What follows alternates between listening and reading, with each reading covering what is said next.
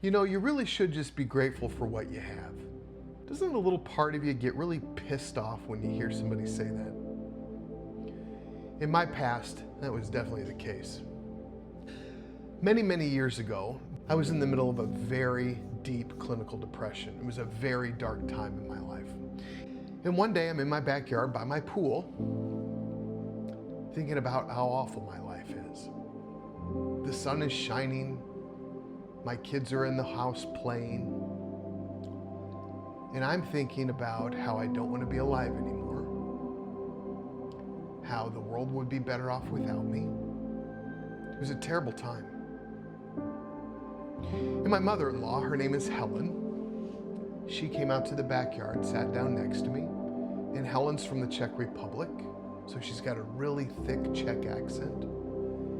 And she looks at me in her own way, and she says, "Sean, if I were your therapist, this is what I'd tell you.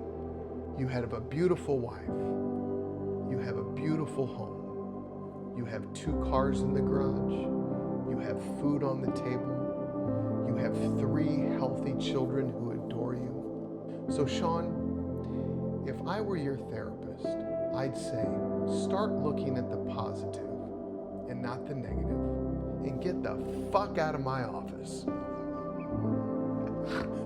And in that moment, I started crying, and I started laughing, and I started feeling some joy in my life again. I love my mother-in-law, and in that moment, she was communicating something to me that was very, very important that I failed to remember because of my depression. You see, depression robs you of your ability to see anything positive. Depression robs you of the ability to feel anything positive. Depression robs you of the ability to look into a future where you can see yourself in it.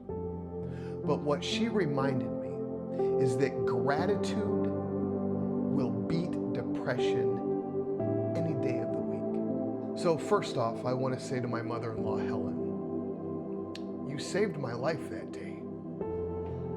And I will always, always remember that. And I love you dearly. And to the rest of you, I ask, step into your gratitude. If you're depressed, I get it. Be grateful intentionally, and I promise you, it will help you get out